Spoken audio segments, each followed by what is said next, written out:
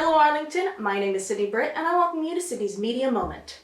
It's Spooktober, so I took the liberty of dressing up like a cowboy. Yeehaw.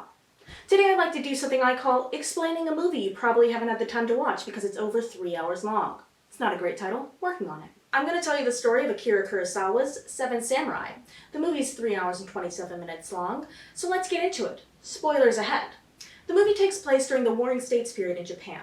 And we start out by meeting villagers who are being tormented by bandits. So they decide to go out and find some hungry samurai who will work for food. So, our main villager, named Rikichi, and 3 other men, including Old Man Yohei, head to a bustling town where they accost Ronin in the street. They don't have any luck for a long time until one fateful day when they see an old samurai take out a thief and save a child. Now this man, called Shimada, catches the attention of 6 people. Our 4 villagers, a young man named Kachiro, the eye candy of the film, and some dude named Kichio. We'll come back to him later. In the meantime, Kachiro starts following Shimada as a disciple. Then our boy Rikichi kowtows before Shimada and asks him to help his village. It takes a lot of convincing, but once Shimada sees Yohei cry, no one cries like Yohei, and realizes how much they're giving up to hire him, he agrees to help. Shimada goes over a defense plan and decides they need at least 7 samurai. Rikichi goes out and finds a samurai named Gorobei Kariyama, who agrees to join the squad. Shimada runs into an old friend called Shichiroji, who also agrees to join up. And Gorobei hits the town and runs into a barely mediocre samurai named Heihachi Hayashida, who also agrees to join the cause. Then one evening, a samurai named Kyuzu, my favorite boy, drops by and joins the group because he just wants to battle and test his skill. Can't knock it. Then a very drunk Kichio comes in and declares himself a samurai, which is a lie. But anyways, he just passes out and the boys leave without him the next morning. But don't worry, he follows them all the way to the village. On the first day of the samurai's stay, Shimada starts planning out the defenses. And in the meantime, my king, Kyuzo, trains the villagers, so everything's getting prepped. Throughout the movie, the samurai and the villagers grow very close, and it's very wholesome. Eventually, it's barley harvesting time, and all's going well, until one day the samurai notice some bandit scouts.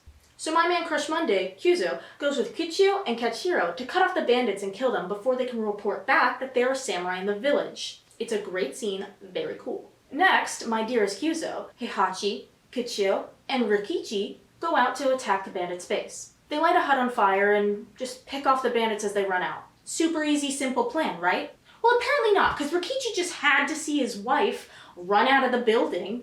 He tries to chase her back into the burning hut, but Heihachi stops him, and this leads to a bit of a scuffle, and Heihachi ends up getting sliced by a sword. Yeah, that's right, Heihachi's dead. I blame Rikichi, but I don't want to be gossipy, so I'll move on. So they bury Heihachi, but then the bandits attack the village, and it's important to note they have 3 muskets. Shimada notes that the bandits have attacked from all sides except one, the one they purposely left open. So he lays out a battle plan. They're going to let in 1 or 2 bandits at a time, and then the villagers will swarm forward and block the others from getting in. And then the bandits that got in will be taken care of by the samurai and villagers that are waiting for them. It's not camping, it's strategy. One afternoon, a bowman gets into the village, and he ends up shooting villagers and killing my man, Yohei. When things seem they can't get any worse, the samurai hear a gunshot. Gorobei was killed. I know it's a lot in a few minutes. When night falls, Shimada declares that the next day will be the big showdown. The men share sake and prepare. Okay, the final day. So, the men let in all the bandits. There's 13 left, and everything's going well until a couple of them sneak into the woman's hideout, where one of them takes a shot and ends up hitting and killing Kyuzo. Yes, I'm heartbroken. But have no fear, Kichio heads off immediately to avenge his death, though he's also shot. But in his last moments of life, he takes out the gunman and dies with honor. And so the battle's over, and there's 3 samurai left. Shimada ends the movie looking at a graveyard filled with comrades and villagers. And he says, in the end, we lost this battle too. Victory belongs to those peasants, not us. That's the rundown on Seven Samurai.